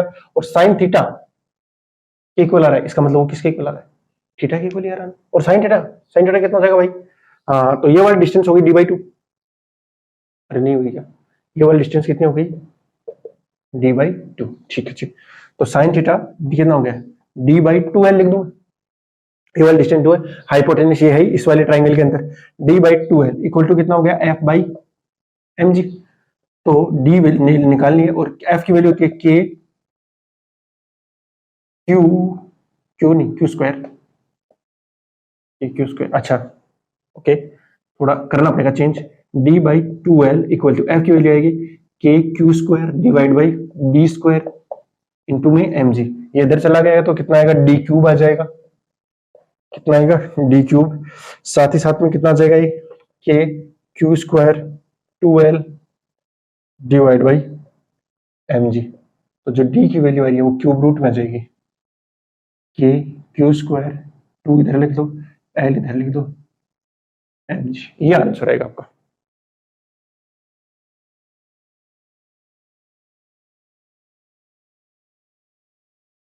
ठीक है, बहुत ही इजी सा क्वेश्चन है, आप समझ में आ गया होगा, कुछ भी नहीं किया हमने, बस ये वाली कंडीशन थी वो लगाई है। ठीक है ना, आप अप्लाई कर सकते हो, आपका आंसर आ चुका है। ठीक है भैया, अगर आपका आंसर आ गया, अब मैं पूछूं, ये आपका जो इक्विलिब्रियम है, उस इक्विलिब्रियम पे, उस इक्विलिब्रियम पे इन दोनों के बीच का जो डिस्टेंस है वो कितना है, डी है। इक्विलिब्रियम के बीच का, इक्विलिब्रियम पे इनके दोनों के बीच का डिस्टेंस डी है। और अगर तुम डी को देखते हो तो वो देखो के कांस्टेंट रहेगा, यस, एल कांस्टेंट रहेगा, एम जी। तो केवल और केवल चार्ज पे डिपेंड कर रहा है, तो क्यू इज प्रोपोर्शनल हो गया q raise to power 2/3। Yes, हाँ अब क्या होता है कि अचानक से मान लेते हैं, अगला जो क्वेश्चन है वो ऐसा ही है कि अचानक से कि एक चार्ज का जो चार्ज है, मतलब एक इस वाले का चार्ज कंप्लीटली जीरो होता है। अब कंप्लीटली जीरो हो गया, अब क्या होगा, अब आपको बताना है फाइनल वाली पोजीशन पे जो इक्विलिब्रियम वाली पोजीशन होगी, फाइनल में इन दोनों के बीच का डिस्टेंस कितना होगा, ये पूछा गया, नए वाला डिस्टेंस कितना होगा, फाइनल में इन दोनों के बीच का जो डिस्टेंस है वो कितना होगा, यदि इसका चार्ज क्या हो जाए अचानक से जीरो से। तो जैसे ही इसका चार्ज जीरो हुआ तो क्या होगा, दोनों अट्रैक्ट होंगे, मतलब नीचे आएंगे, ऐसे आएंगे, आके दोनों मिलेंगे, मिलेंगे तो दोनों के बीच में क्या होगा, कंडक्शन। और कंडक्शन से क्या होगा, दोनों इक्वल है तो दोनों के ऊपर चार्ज क्या हो जाएगा, इक्वल इक्वल। तो दोनों के ऊपर चार्ज कितना आ गया, अब हो जाएगा क्यू बाई टू और क्यू बाई टू। दोनों के ऊपर जो नया चार्ज है वो कितना आ गया, Q by two q by to. तो इसको डी को क्या लिखता हूं, के क्यू पावर 3/2। अब नया जो डिस्टेंस है डी, वो कितना आएगा, के क्यू डेस, क्यू डेस कितना हो चुका है, q by two, q by two raise to power 2/3। दोनों को डिवाइड कर दो, तो दोनों को डिवाइड कर देंगे तो d dash divide by d, कैसे क्या कैंसिल आउट होगा, एंड इन दोनों का डिवाइड करोगे तो कितना आ जाएगा, ये आएगा 1/2 रेस टू पावर 2/3। ये है ना, तो Q by to divide by Q करना, पावर तो दोनों की सेम ही है, यस। तो कितना हो गया ये, 1/2 रेस टू पावर 2/3। तो जो नया वाला डी डेस आया है वो कितना हो जाएगा, डी इंटू में 1/2 की पावर 2/3, बस इतना सा आंसर रहेगा। अब हुआ क्या एक्चुअली, जैसे इसने अपना चार्ज सारा का सारा लूज कर दिया, दोनों अट्रैक्ट हुए होंगे, फिर अपने दोनों के पास में चार्ज सेम सेम आ गया, plus plus due to conduction, ठीक है ना, प्रोटीन। फिर दोनों के प्लस प्लस आया तो दोनों वापस दूर गए होंगे ड्यू टू रिपल्सन। तो ये पूरा प्रोसेस हुआ होगा। ये भी अच्छा क्वेश्चन ऐसे पूछ सकता है वो, मतलब पैसेज टाइप में पूछ सकता है कि पहला पार्ट ये हो गया फिर दूसरा पार्ट ये हो गया, तो ये पैसेज टाइप का क्वेश्चन बन सकता है आपका। ठीक है, फटाफट नोट कर लो इसको, फिर अगले क्वेश्चन की ओर बढ़ते हैं।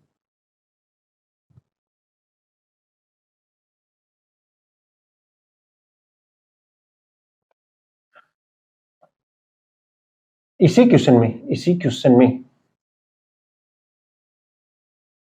में जो अपना क्या आया था, डी कितना आया था, मैं लिख देता हूं, डी की वैल्यू कितनी आई थी, डी की वैल्यू आई थी, डी प्रोपोर्शनल आया था, वैसे मैं देख लेता हूं, डी प्रोपोर्शनल आया था क्यू रेज टू पावर 2/3। ठीक है, हाँ। अब क्या हो रहा है, इसने क्वेश्चन में बोल दिया कि जो ये किसी एक, जो दोनों का चार्ज है, जो चार्ज है वो अल्फा रेट से क्या हो रहा है, कम हो रहा है, या डिक्रीज हो रहा है, या डिके हो रहा है एक तरीके से। चार्ज क्या हो रहा है, किसी भी एक चार्ज का चार्ज क्या हो रहा है, डिके हो रहा है, और उसकी रेट क्या है, वो रेट है अल्फा। कितनी रेट से कम हो रहा है चार्ज, अल्फा रेट से कम हो रहा है। तो दोनों के दोनों चार्ज क्या आएंगे, पास पास आएंगे, दोनों चार्ज क्या आएंगे, पास पास आएंगे, आना शुरू कर देंगे। तो ये चार्ज क्या हो रहा है, कम, जब जीरो जाएंगे बिल्कुल ही नीचे आ जाएंगे, है कि नहीं। जब दोनों यहाँ पे हैं और चार्ज लूज कर रहे हैं तो धीरे धीरे पास आएंगे। अब ये बहुत ही एकदम ऐसे से हैं, तो दोनों पास पास आ रहे हैं। अब ऐसे पूछा गया कि जब ये दोनों पास आ रहे हैं तो इनके पास आने का जो वेलोसिटी है, यानी ये इधर जा रहा है ना वी से, और ये इधर होगा वी से, तो वो वी कितना है, और ये जो वी है वो इन दोनों के बीच का जो डिस्टेंस है, जो v है, इन दोनों के जो बीच का डिस्टेंस है उसके किस पावर के प्रोपोर्शनल है, उसके किस पावर के प्रोपोर्शनल है, ये पूछा गया है। प्लीज आप इसको थोड़ा सा ट्राई कीजिए। चलो, तो अगला जो क्वेश्चन है वो यही है कि दोनों के बीच का जो x है वो प्रोपोर्शनल होता है एक तरीके से, दोनों के बीच की जो मतलब डिस्टेंस है, हाँ, इसमें क्या होगा, डिस्टेंस किसके प्रोपोर्शनल रहेगी, क्यू की होगी भी, तो जो क्यू बचा होगा उस टाइम का, ठीक है ना। तो इसका डिफरेंशिएशन कर दीजिए, dx बाई dt, और dx बाई dt क्या बन जाएगा, वेलोसिटी बन जाएगा, अरे बनेगा ना। तो फिलहाल मैं इसको dx बाई dt लिख देता हूँ, ठीक है। जो भी आ रहा होगा कांस्टेंट आ रहा होगा, जो भी आ रहा होगा कांस्टेंट आ रहा होगा।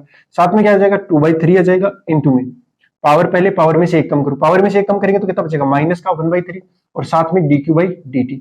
अब ये अल्फा रेट तो कांस्टेंट है ना, ये dq बाई dt तो है, ये रेट गिवन है, जिस रेट से कम हो रहा है वो अल्फा है, तो वो कांस्टेंट हो गया, क्या कांस्टेंट, ये कांस्टेंट हो गया, ये भी कांस्टेंट, ये भी कांस्टेंट, ये भी कांस्टेंट, तो इन सबको मिला के एक नया कांस्टेंट बनेगा। तो v इक्वल टू कितना आ गया, वो आया q, नहीं 1 अपॉन, मतलब एक कांस्टेंट c मान लेता हूं, और q रेज टू पावर 1/3 ये आया। तो चार्ज का एक्चुअली क्या आ गया, ये v जो आया वो प्रोपोर्शनल हो गया q के, v जो हो गया वो क्या हो गया, प्रोपोर्शनल हो गया q के।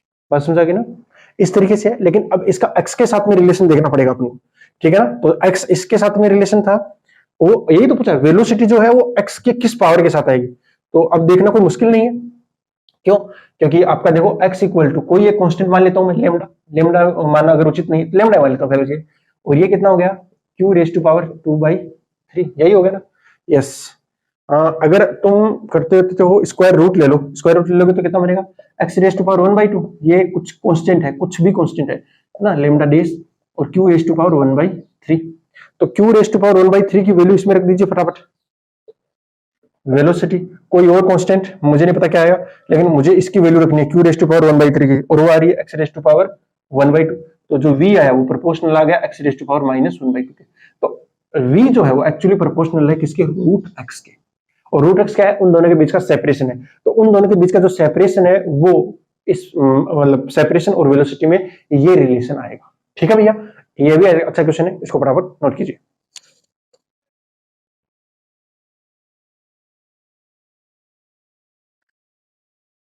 अगला, अब अगले में कुछ एक चार्ज डिस्ट्रीब्यूटेड ले लेते हैं, ठीक है ना। अभी तक हमने जो भी किया उसमें पॉइंट चार्ज था, इसमें ले रहा हूं डिस्ट्रीब्यूटेड चार्ज। तो जैसे ये एक लेंथ है, मैं मान लेता हूं कि इसकी लेंथ, टोटल लेंथ कितनी है, एल है, और इसको हमने कितना चार्ज दिया है, क्यू चार्ज दिया है, और इससे ए डिस्टेंस पे एक प्लस क्यू चार्ज रखा है।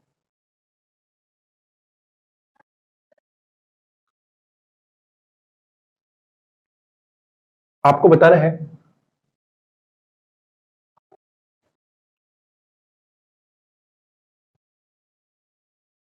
इस वाले क्वेश्चन में आपको प्लस क्यू चार्ज पे फोर्स निकालना है। ध्यान से देखिए, ये जो चार्ज है वो डिस्ट्रीब्यूटेड चार्ज है, पॉइंट चार्ज नहीं है। अगर पॉइंट चार्ज होता तो F equal to k q n divide by are square कर देते, लेकिन अब नहीं कर सकते, अब नहीं कर सकते, तो अब अपन को कुछ और मेथड लगाना पड़ेगा। तो मुझे बता सकते हो लीनियर चार्ज डेंसिटी कितनी है? यस सर, क्योंकि ये चार्ज क्या है, इक्वली डिस्ट्रीब्यूटेड है, इक्वली डिस्ट्रीब्यूटेड, तो लेमडा कांस्टेंट है, वो आएगा Q डिवाइड बाई L। ये आ गया, मुझे जहां भी लेमडा की जरूरत पड़ेगी मैं निकाल लूंगा। तो मैं अब इसको मिटा रहा हूं, ठीक है ना, मेरे पास लेमडा है, इसकी टोटल लेंथ है मुझे मेरे पास पता है, ठीक है ना, ये डिस्टेंस ए है, छोड़ो। मैं मानता हूं कि यहां से एक अक्ष डिस्टेंस पे, कितने डिस्टेंस पे, एक अक्ष डिस्टेंस पे क्या ले लूं, एक हल्का सा dx ले लूं, क्या ले लूं, dx। जी सर ले लीजिए, अरे एलिमेंट्री लेने पड़ेंगे ना भाई, और dx बहुत ज्यादा स्मॉल है, बहुत ज्यादा स्मॉल है, तो इसमें जो चार्ज आएगा वो dq आएगा। अब देखिए ये dq एक पॉइंट चार्ज की तरह बिहेव कर सकता है, ये dq एक पॉइंट चार्ज के, क्योंकि ये dx बहुत जो बहुत बहुत बहुत बहुत स्मॉल है, अगर बहुत स्मॉल है तो ये पॉइंट चार्ज हो गया, और पॉइंट चार्ज हो गया तो इन दोनों के बीच में फोर्स निकल सकता है, यस।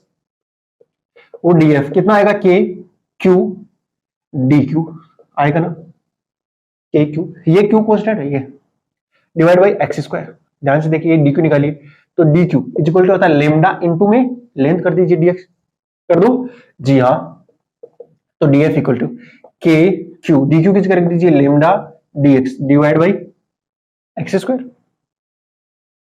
दोनों साइड क्या कर दीजिए इंटीग्रेशन, x की वैल्यू कहां से कहां तक है, a किस a, सबसे पहला a पे आएगा और लास्ट वाला a प्लस l पे आएगा, ये F कितना हो जाएगा, नेट फोर्स बन जाएगा, is equal to K constant है, Q कांस्टेंट है, लेमडा कांस्टेंट है, बच गया कितना dx by x square, integration की लिमिट है a से a प्लस l तक। ध्यान से देखिए इस चीज को, F नेट इक्वल टू कितना हो गया भाई, K Q लेमडा इनटू में ये कितना बनेगा, माइनस का 1/x आएगा इनटू में a से a प्लस l, और अभी तक आपने इंटीग्रेशन अच्छे से सीख लिया हुआ, तो ध्यान से देखिए जब भी माइनस होती है तो मैं लोअर लिमिट पहले रख दूंगा और अपर लिमिट बाद में रख दूंगा,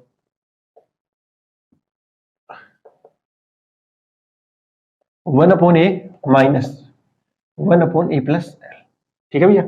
हाँ अगर तुम चाहो तो एलसीएम ले सकते हो, के क्यू लेमडा, एलसीएम लेना तो a प्लस एल माइनस ए, क्या बच जाएगा l, और नीचे बचेगा a इंटू में a प्लस एल, ये एफनेट है। अगर आपसे पूछा जाए कि रोड के ऊपर कितना फोर्स लग रहा है, इस चार्ज से इतना ही लग रहा है, अगर पूछा जाए चार्ज में कितना फोर्स लग रहा है रोड से, वो भी इतना ही लग रहा है, रिएक्शन रिएक्शन एक तरीके से कह सकते हैं, वो तो इक्वली आने वाला है। ओके चल इसको नोट कर लीजिए फटाफट, कुछ भी नहीं था, जस्ट अगर क्या होता है चीजें वेरी कर रही होती है, या आपका क्या है लीनियर डिस्ट्रीब्यूशन हो गया इस तरीके से, आपका चार्ज जो है पॉइंट चार्ज नहीं है, पॉइंट चार्ज नहीं है तो आपको क्या लगाना पड़ेगा, इंटीग्रेशन ही करना पड़ेगा। चलो नोट करो इसको फटाफट, फिर अगला क्वेश्चन करते हैं।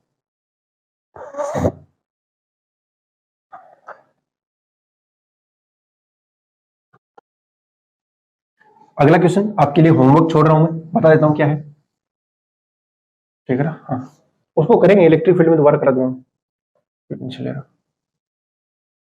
ये एक सेमी सर्कुलर आर्क है, रिंग है, उसके सेंटर पे एक प्लस क्यू चार्ज रखा हुआ है, और इसकी जो रेडियस है वो कितनी है, आर है, और इसके ऊपर कितना चार्ज है, उसके ऊपर चार्ज है प्लस का क्यू, प्लस क्यू चार्ज इस पे टोटल, ठीक है ना, ये plus Q charge equally distributed, आपको बताना है इस क्यू पे लगने वाले फोर्स की वैल्यू, ठीक है ना, force on q, same to same question हो सकता है कि फोर्स ऑन इस सेमी सर्कुलर रिंग, इसके ऊपर कितना फोर्स लग रहा है वो इक्वली आएगा, ठीक है ना, तो आप ये ट्राई करेंगे, ट्राई नहीं करेंगे आप आंसर भी बताएंगे इसका, ठीक है ना, ओके नोट कर लो क्वेश्चन को। चलो अब अगला क्वेश्चन, सॉरी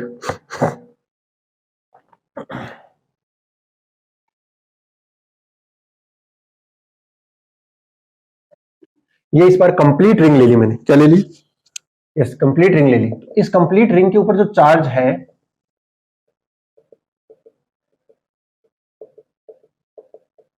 वो क्यू चार्ज है, और इसकी रेडियस कितनी है, आर है, और अब क्या करते हैं, अब ये इक्विलिब्रियम पे, ठीक है ना, किसमें, इक्विलिब्रियम पे, तो अगर मैं इसके सेंटर पे एक छोटा सा क्यू चार्ज रखता हूं, सेंटर पे एक क्यू चार्ज रखता हूं, तो आपको बताना है एक क्यू चार्ज रखने से, क्यू चार्ज रखने से इस रिंग के ऊपर नेट फोर्स का क्या प्रभाव पड़ा होगा, क्या वो नेट फोर्स इंक्रीज हो गया या डिक्रीज हो गया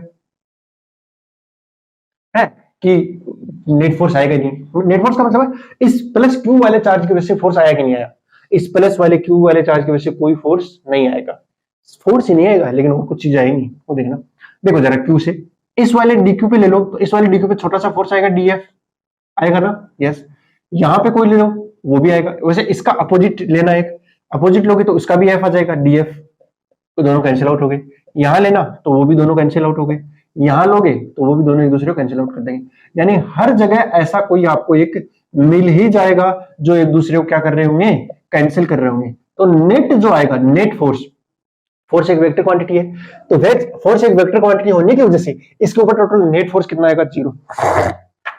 ध्यान से देखिए, अगर ये सोप बबल होता तो एक्चुअली हम इसको पकड़ के बाहर से हर तरफ से खींच नहीं रहे, खींच रहे ना, खींच रहे। अगर हम इसको खींच रहे हैं, अगर हम इसको खींच रहे हैं तो इसका एरिया होगा वो बढ़ेगा, एक्सपेंड करेगा एक तरीके से, है कि नहीं। अभी जो है ये एक्सपेंड नहीं कर सकता, अभी जो है ये एक्सपेंड नहीं कर सकता। क्यों? क्योंकि इसका जो यंग मॉडुलस है वो कितना है, 5 आपको गिवन है। यंग मॉडुलस आपको कितना है, गिवन है। इसकी रेडियस r है, आपको बताना है इसकी चेंज इन रेडियस क्या है, क्या बताना है, चेंज इन रेडियस कितना है, ठीक है ना। दूसरा आपसे ये भी पूछ सकता है कि जो इसका आंतरिक तनाव है, इंटरनल टेंशन है ना, इस प्लस क्यू चार्ज को रखने से इंटरनल टेंशन बढ़ेगा, एक तरीके से स्ट्रेस बढ़ेगा भाई, है ना। तो आपको बताना है change in internal tension, change in internal tension. और तो और साथ में आपको क्रॉस सेक्शन एरिया, यानी ये जो वायर है ना, इस वायर का क्रॉस सेक्शन एरिया भी आपको गिवन है ए। देखो दो तरीके, एक तो पूरा प्रॉपर मेथड और एक है सीधा मेथड, तो मैं दोनों बताऊंगा, ठीक है ना। सीधा मेथड ये कहता है, सीधा पहले सीधा ना, डायरेक्ट। जब भी ऐसा क्वेश्चन आए कि वो आपसे पूछे चेंज इन इंटरनल टेंशन, वो निकालने का बहुत सीधा तरीका है। देखो भैया जो डीएफ आ रहे हैं ना, इनका वेक्टर सम कितना आएगा, 0, बट स्केलर सम नहीं आएगा 0। तो ये जो डीएफ लग रहे हैं उनका क्या कर दो, सम कर दो। लेकिन कौन सा सम करना, स्केलर सम, यानी सबको ऐड कर दीजिए, कर दो। तो के q d q divide by are square, dq add होके कितना बन जाएगा, कैपिटल क्यू बन जाएगा, जितना इसका कैपिटल क्यू चार्ज आपको गिवन है। तो जो एफ नेट आया वो कितना आया, के स्मॉल क्यू कैपिटल क्यू, है ना, k Q q divide by are square, ये आ गया। अब अगर आपको चेंज इन इंटरनल टेंशन निकालना है तो आप क्या कर दीजिए, इस एफ में 2 पाई से डिवाइड कर दीजिए, ये डायरेक्ट बता रहा हूं, है ना, हर बार ऐसा ही होता है। तो जो डेल्टा टी आया वो कितना आ जाएगा, एफ कितना है भाई, k Q q divide by 2 pi r square. ये आपका आंसर आ चुका है, चेंज इन टेंशन। ऐसे ही अगर मान लो कि एक जो है ऐसे ओमेगा वेलोसिटी से रोटेट कर रही है, इसका एम मास और आर रेडियस है, आपसे पूछा सकता है चेंज इन इंटरनल टेंशन। कुछ नहीं भैया, देखो ये जो डीएम मास है वो सर्कुलर मोशन में, इसका मतलब उसके ऊपर क्या लग रहा है, एक फोर्स तो लग ही रहा होगा, सेंट्रीफ्यूगल फोर्स तो लग ही रहा होगा, वो उसका सबका क्या कर दीजिए, स्केलर सम कर दीजिए, वेक्टर सम नहीं करना, स्केलर सम कर दीजिए और 2 पाई से डिवाइड कर दीजिए। ऐसा मैग्नेटिक वाले फील्ड में भी आएगा। तो जहां भी ऐसा आएगा चेंज इन इंटरनल टेंशन, उसमें क्या कर दीजिए, सारे फोर्सेस का स्केलर सम निकालिए, उसमें 2 पाई का डिवाइड कर दीजिए। ये तो सीधा तरीका हो गया। सीधे के अलावा अगर वो आपसे पूछा जाए कि टेढ़ा भी तो होना चाहिए, तो वो टेढ़ा बता देता हूं। तो जैसे मैं मान लेता हूं ये अपना पास में आर्क है, ठीक है ना, ये आर्क लिया मैंने, ये इसका सेंटर है, प्लस का क्यू ले लो, प्लस का क्यू, कोई दिक्कत ही नहीं है सर। देखो यहां पे अगर होगा तो इसका टेंजेंशियली एक होगा डेल्टा टी बनेगा, होगा यहां पे भी एक डेल्टा टी लग ही रहा होगा।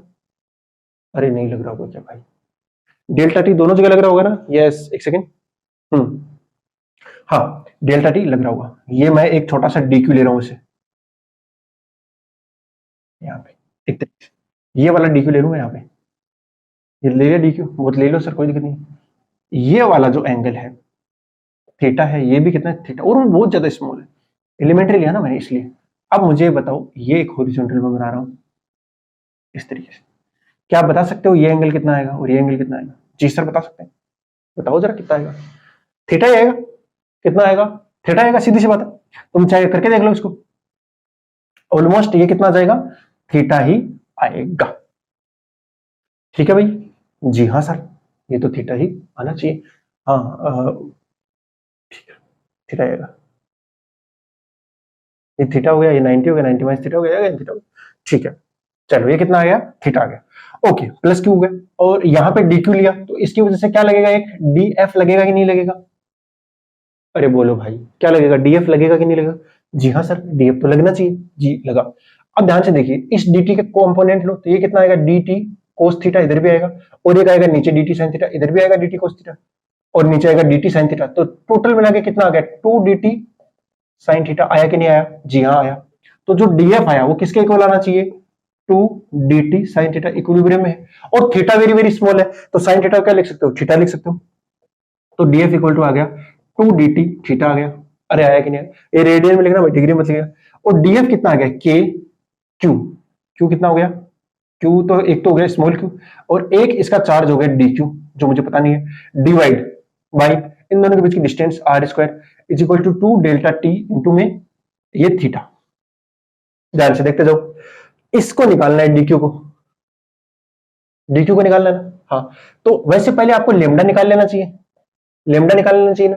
तो लेमडा इज इक्वल टू कितना जाएगा, q divide by 2 pi r. Lambda आ गया, अरे total charge divide by total length, तो इससे क्या निकल गया लेमडा। अब आपका डीक्यू भी निकल जाएगा, तो जो डीक्यू आएगा वो आता है लेमडा इंटू में डीएक्स, ये आर्क की लेंथ, ये छोटा सा जो आर्क बन रहा है उसकी लेंथ, और आर्क की लेंथ एक और होता है फॉर्मूला थीटा, थीटा और थीटा कितना हो गया 2 थीटा, ये एंगल कितना हो गया 2 theta is equal to arc upon radius. तो dx इक्वल टू आ गया 2r theta, dx equal to आ गया 2r थीटा। ये कितना हो गया भाई, तो dq equal to lambda into में dx, लेमडा की वैल्यू पुट कर देता हूं मैं वैसे, q अपॉन में 2 पाई r इंटू में 2r थीटा, यही आया। ध्यान से देखो 2r से 2r कैंसिल आउट हो गया, और ये q है, ये थीटा है भाई, ये थीटा है, तो डी क्यू इक्वल टू कितना हो गया, क्यू थीटा डिवाइड बाई पाई। आया कि नहीं आया, डी क्यू की वैल्यू पुट कर दो यहाँ पे, तो ये आएगा के क्यू, वैसे उसको पहले लिख लेता हूं मैं 2 डेल्टा टी और साथ में क्या है theta equal to k Q divide by are square into में डी क्यू की वैल्यू रखो थीटा, नहीं theta q divide by pi. कुछ कैंसिल आउट हो रहा है क्या, हाँ ये देखो ये थीटा से ये थीटा कैंसिल आउट हो गया, क्यों ये तो थीटा कैंसिल आउट हो गया, और इस 2 का डिवाइड कर दो, तो डेल्टा टी इक्वल टू कितना आएगा, के कैपिटल क्यू स्मॉल क्यू, के capital Q small q divide by पाई रह गया। मैं ऐसे नहीं लिखूंगा, आर स्क्वायर इंटू में 2 पाई लिखूंगा, आर स्क्वायर इंटू में 2 पाई। ये देखो 2 पाई से डिवाइड किया ना, ये पूरा एफ था उसको 2 पाई से डिवाइड किया, मैंने पूरा प्रूव करके दिखा दिया, लेकिन अपन सीधा भी ध्यान में रख सकते हैं। इसको फटाफट नोट कीजिए और इसको ध्यान में रखिए, इसको नोट कीजिए और इसको ध्यान में रखिए। अब अगला जो चीज है वो अपन चेंज इन रेडियस निकालना है, क्या निकालना है, चेंज इन रेडियस, उसको भी फटाफट कर लेते हैं, ठीक है भैया।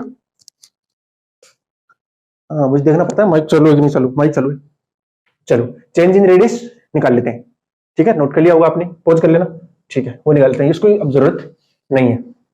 देखो यंग मॉडुलस क्या होता है, स्ट्रेस अपॉन स्ट्रेन होता है, ठीक है जी।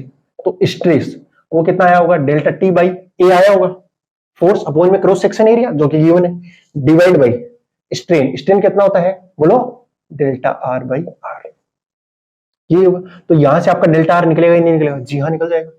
कितना आ गया बोलो, डेल्टा आर कितना आया, डेल्टा आर आएगा डेल्टा टी, आर ऊपर चला गया इंटू में ए वाई, चलो डेल्टा आर यानी चेंज इन रेडियस, तो उसमें आपको आर गिवन है, ए गिवन है, वाई गिवन है, डेल्टा टी हमने निकाल लिया, कितना आएगा k Q q r divide by 2 pi r square into में ए वाई। कुछ कट रहा है तो काट दीजिए, ये कट गया, बाकी चीजें कटेगी नहीं, तो आपका जो डेल्टा आर है वो आएगा k Q q divide by 2 pi r a y. कुछ बच्चे इस ए को पाई आर स्क्वायर मत कर देना भाई, ये क्रॉस सेक्शन एरिया है, यानी जो हमने पास में वो रिंग थी, उस रिंग को ऐसे अगर काट के देखो, ऐसे गोल सा तार होता है, उस रिंग को काट के देखने पर जो ऊपर से ऐसे दिखाई देगा, देखो उसको काट के देखेंगे तो एक सर्कल सा दिखाई देगा, वो जो सर्कल है उसी को क्या बोलते हैं, क्रॉस सेक्शन एरिया, अनुप्रस्थ काट का क्षेत्रफल, ठीक है ना। हाँ, तो ये अपना क्या आ गया, चेंज इन रेडियस भी आ गया। और मेरे ख्याल से ये जो क्लास है काफी लंबी होगी, थोड़ी ज्यादा लंबी होगी, कोई नहीं, आपने सीखा बहुत अच्छे से, ठीक है ना। इस क्लास को अगर आप देखना चाहो तो दोबारा से भी देख सकते हो, एक बार नोट्स जरूर बना लेना अगर आप अच्छे से सीखना चाहते हो तो, और मैं और भी अच्छे क्वेश्चन लेके आ रहा हूं आपके लिए, ठीक है ना। चलो बेटा, wishing you all the very best, मिलते हैं नेक्स्ट क्लास में, तब तक के लिए बाय, जय हिंद।